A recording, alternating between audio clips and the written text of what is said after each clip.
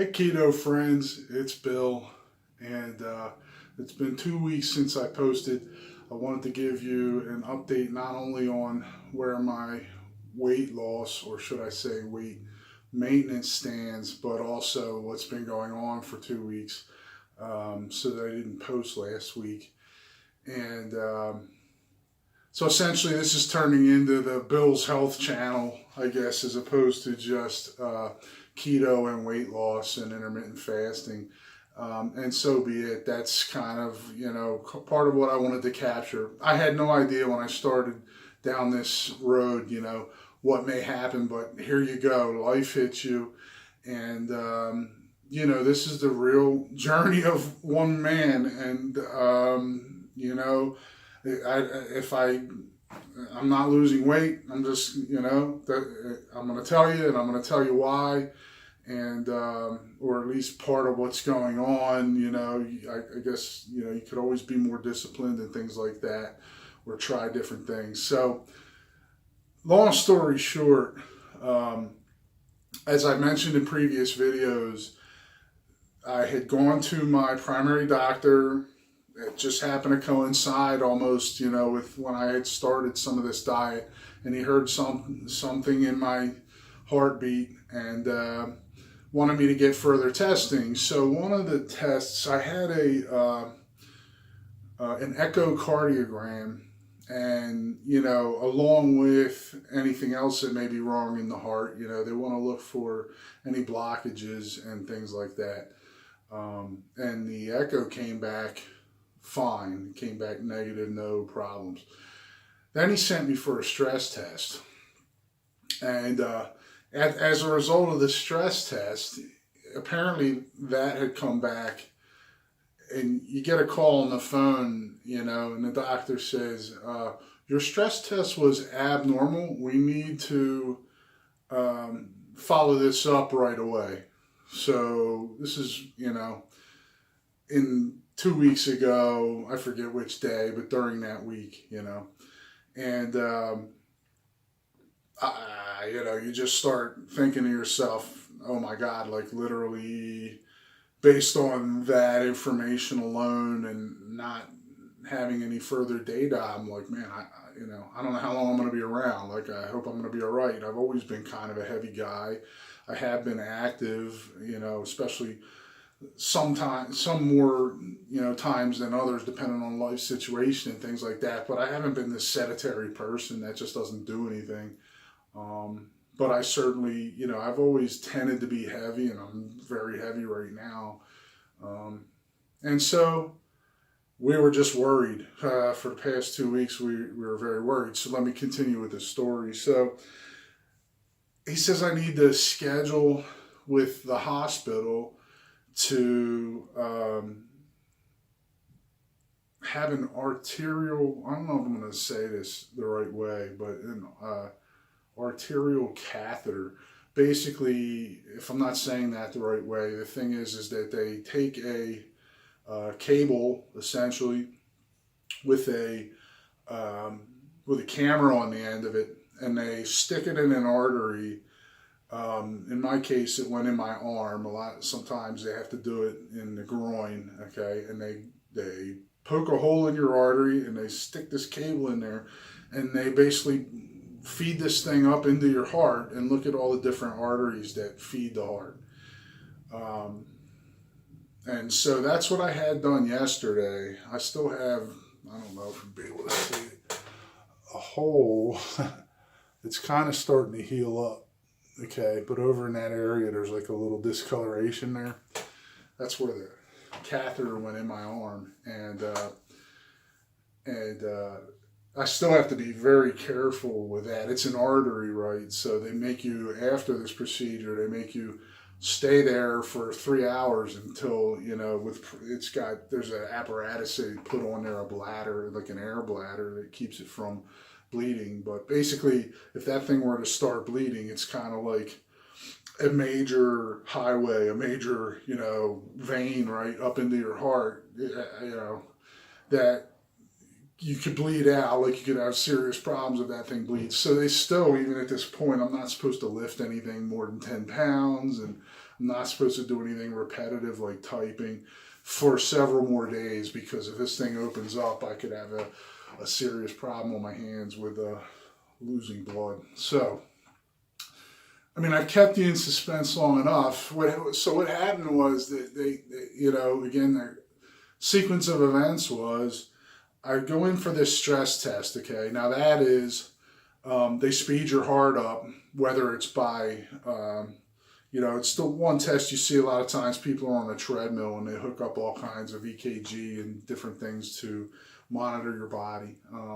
They can also do it chemically, so they shoot this some kind of medicine into your system, and it temporarily speeds up your system. I guess like a methamphetamine, but I don't know honestly what the drug was. I don't think it's actually a methamphetamine. In fact, what they said is, maybe nobody wants to know this, but I'll just tell you what I know. It dilates the veins, the vessels, so that basically you have less resistance, and your heart tries to pump more blood by speeding up as a result of your veins dilating and having more capacity in there. It just your heart responds to that by speeding up. So anyway, they speed up your system, and then then they put some kind of a dye into your veins as well. I'm not sure the nature of that, if it's a magnetic thing or whatever it is, but there's also a component where they're viewing what happens within the veins and within your heart, and the arteries connected to your heart. So anyway, I go through that.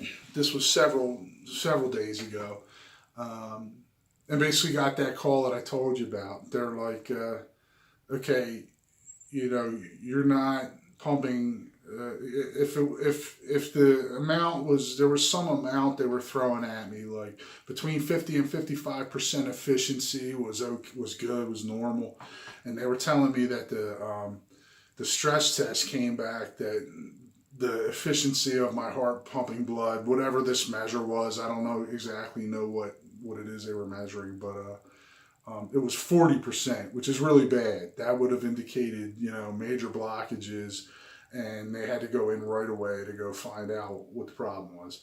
So following that, like I said yesterday, was this heart catheter thing, and the good news is that apparently the stress test was a false negative. Basically, I have no scarring, no buildup, no clots, no anything in any of my arteries, and so that was a extreme relief obviously for me, and then for my family as well. Wendy and I have just been an absolute mess.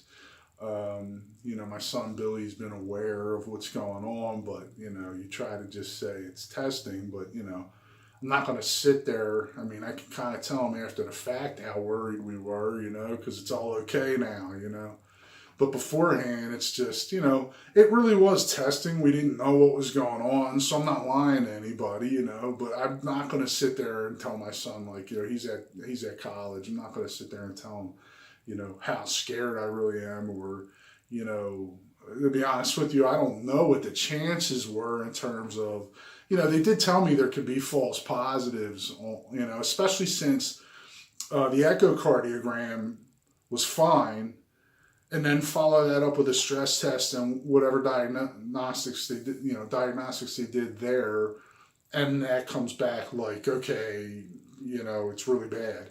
I was told it could be false reading there. But I'm on the table yesterday, and as of, the time I'm sitting there on the table, they keep you awake for this thing. They give you something to kind of like knock you out a little bit, but you're still conscious. And until the doctor got done and said to me, okay, I have really good news. He says two things. Okay, I'm laying on the table. He still has a thing in my arm. He goes, okay, we're done. So that's the first good news. He says the second thing is everything's clear. He's like, I see no evidence of any arterial um, disease, arterial disease. Again, I don't know if I'm saying the right thing. No disease in the artery, no plaque, no build up, no clots, no anything. He says, so you're not going to need, okay. And he told me the three possibilities are, this is before I went in, right? It could be negative with nothing's there, like is what actually happened. Or he could have put stents in, a stent. He could have put a stent in right there on the table. So if there was a blockage or two and they weren't too terrible or something like that, it could have been a stent right there on the table. Third thing is they see so much going on that the result could have been that I need to schedule right away for open heart surgery. Okay, I'm just going to let everybody sit there and think about that for a second. You go into this thing, you're going on a table where they're going to cut your arm open, throw a thing into your heart, okay? And you have those three choices. It could be absolutely nothing like it was, okay, thank God, and I don't have any problem that way. Or you could have a stent put in, which is like kind of like, that would have been like, I would have rather had that than open heart surgery, but you still have stuff going on, and it kind of would say to me that I could continue to have, additional problems moving forward, right? Like that sounds like the start of something to me, not the end. Or you could have full-blown open heart surgery with triple, quadruple bypass, whatever, and they got to cut your, and I don't want to say that lightly. People go through this, and man, my heart's with them, especially, but look, anybody that is going through this testing, they're going to hope that they don't have to go through that, and that's where my mind was, So until that guy said to me while I'm on the table, he's like, you're clear, you have nothing to do. And the first thing I thought in my head was, oh my God, somebody needs to tell my wife right away, because she was a absolute complete mess about it, and really love her for her support and loved her anyway, but she just has been amazing through the whole thing, but she was a mental wreck, and I'm just like, listen, you guys got to go let my wife know right away, because I know she's going to be right in the hallway or wherever she's standing, dancing around, from that news, because man, we just were really worried. So let me take all that back to the diet. It's kind of like, okay, is this even about keto anymore? Well, couple observations. I did weigh myself this morning, okay, with the hospital and everything like that. I did not get maybe you can imagine, okay, on one hand, I'm maintaining my diet. I didn't just go, okay, I'm just going to blow it and start ordering pizzas, okay? At the same time, I really have just not been that worried about that. And what I mean is, I had talked about changing quantity and getting just a focus on the keto and the diet, okay? I maintained what I've been doing, but I haven't gone any further. I haven't really put like a ton of energy into that. I still may do more fasting and things like that. There's a lot of tweaks that I may do, okay? But with all this going on, I just, look, it was good enough for me just to avoid the carbs, continue down the road that I've been going, not make anything any worse. And that kind of showed up in the weight this morning. Guess what I was? I don't know if people are watching the video at all. I mean, I see there's a couple views, but I don't know how many people are following. I'm 360. Like on the dot, that's my weight. It's been my weight for 6 weeks, probably, or 5 weeks, something like that. I'm exactly 360 pounds.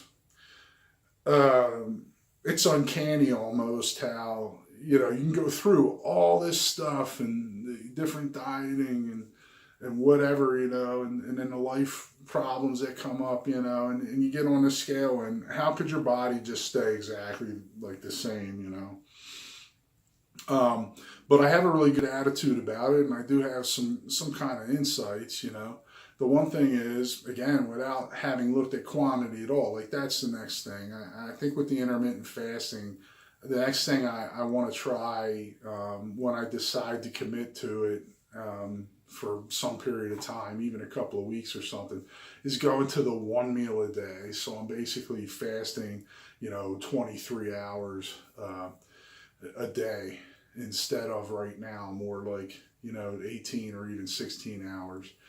That's the next thing I'm probably going to try. I'm going to try to go to the one meal a day. Um, you know, but the good news is I haven't gone up in weight, right? So still without any quantity control whatsoever, I haven't added not 2 ounces to my weight. Like I'm the same weight.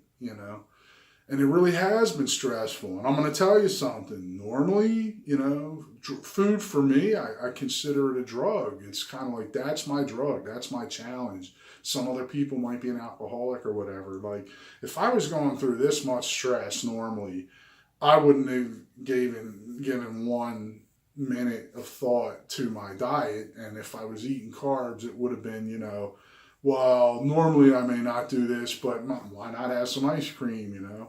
Why not, who knows, go buy pizza. Like, just look, I just want to keep myself happy. You know what I mean? Like, I'm trying to just get through it. I don't even know if I'm going to be alive in a week. And and I'm going to sit there and like, if I wasn't already committed into kind of routine that I could just keep up, I might have just, I might have just said, the hell with it. I probably would have gained 20 pounds. You know what I mean? Like, if you're having trouble, with your diet and your weight's going up and stuff like that, you may know what I'm talking about. You know what I mean? Like some major thing happens in your life or there's some reason to be depressed. That is not what you want when you're trying to control your weight. It's just so I've maintained. The other thing I can tell you is my arteries are completely clear.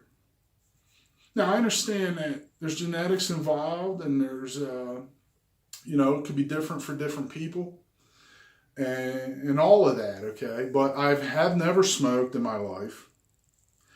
I have been active. Even when I've been heavy, I would say that, I've been active most of my life. There's points like I just moved, we moved up here 2 years ago from Florida, where I was riding my bike every single day to get around to different places, and we were close enough to some things that I could just get around that way. So for a number of years there, I was getting cardio. I mean, even to ride to lunch, let's say if I was going to go, out to the pizza place and get a slice of pizza or something. Okay, but then I was riding, like I made a point to go ride, a mile or two to get home. So I was exercising on a daily basis. And throughout my life, there's been more times than not that I was very active, whether it was when I first moved to Florida and had a landscaping business. It was pretty extreme cardio going on all day, every day.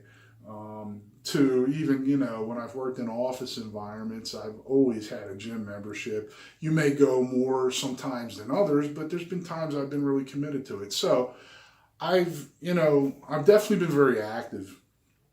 I've been conscious of my diet, even at times when I wasn't on a diet or being very controlled. I was never one to eat a lot of sweets. Sometimes, but let me put it this way: like we're not keeping cakes in the house. We're not keeping big, big tubs of ice cream or something like that. I may have, I would have had that maybe at times. But I've always been conscious of trying to eat fairly well. I would say more times than not, even if I wasn't controlling calories or portions, I was conscious of what I've been eating and trying to, at the time, before I really committed to a lower carbs, I would still try to eat vegetables often, eat salads often, and not eat a lot of, sugar, like just sugary stuff. None of us in my family are people that eat candy. Like we just don't even eat that. We really just don't eat candy. Other than, I have found some sugar-free, like hard candies that we may have sometimes. But I'm still conscious, like, before keto, before anything, I just didn't want to just eat pure sugar all the time. Um, I'm much more, focused now, so I'm even careful about fruit and, like I said, we would eat pasta, pizza, things like that I won't eat now. But what I'm trying to tell you is the good news is another part of the good news, in my opinion, is I've been doing keto for, a couple months now. I had gone down this road in the past as well in Florida with the keto before we moved back up. And with all of that and whatever I've done, okay, my arteries are clear even though I'm heavy. And have typically been heavier than I need to be, especially if you start looking at, insurance charts or something like that. They would have me at, I'm 6'3", I should be 190 pounds. Well, I would be a bone if I was 190 pounds, But certainly at my current 360, I'm way overweight. I've been happier when I was, 270, something like that, 260. I'd like to, I'll talk about maybe in a minute some of my plans now, because I do feel like I've been given a good new lease on life, and it will make its way into my lifestyle and into my diet.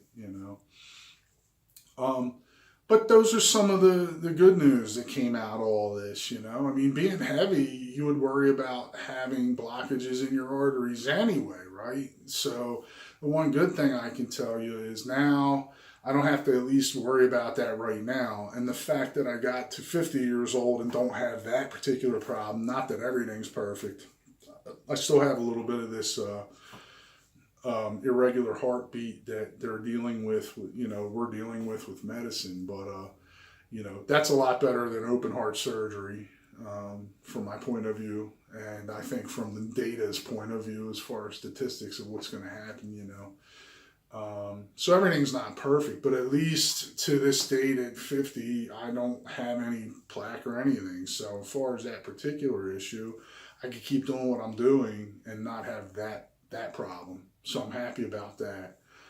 Now that said, it obviously has, all of this, including the keto and the diet, which was already going to be an issue, was already going to be something that I was concerned about and wanted to pursue and get better with.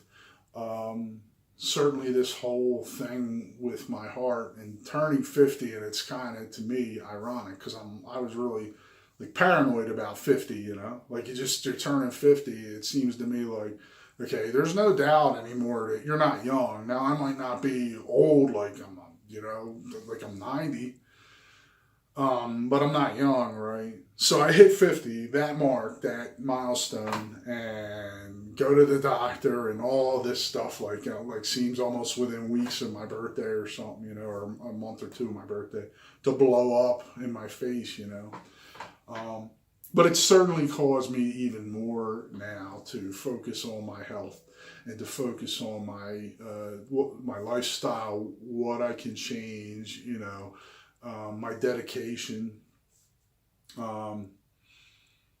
I just, like I said, I had this test yesterday. I still have to be careful with my wrist that the thing doesn't pop open and all my blood spills out all over the floor. Okay, so I'm still processing all of this, One thing I'm going to put out there, and this is nothing to do, well, it's related to health, it's related to diet and every other thing, okay? But I'm just going to say this for people.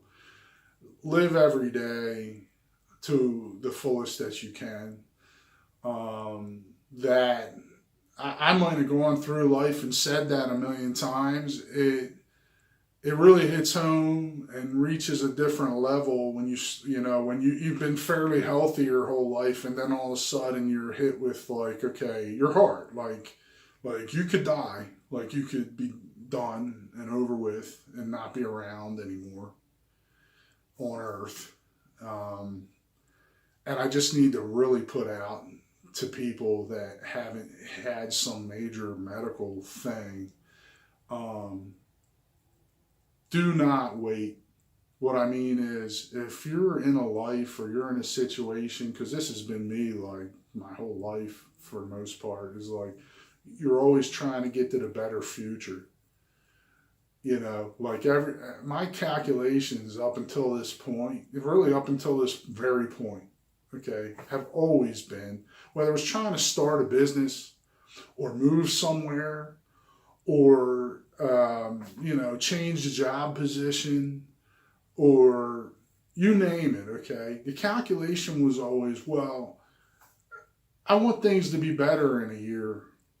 I want things to be better in 6 months, 5 years, whatever the time frame is. Just I want things to be better.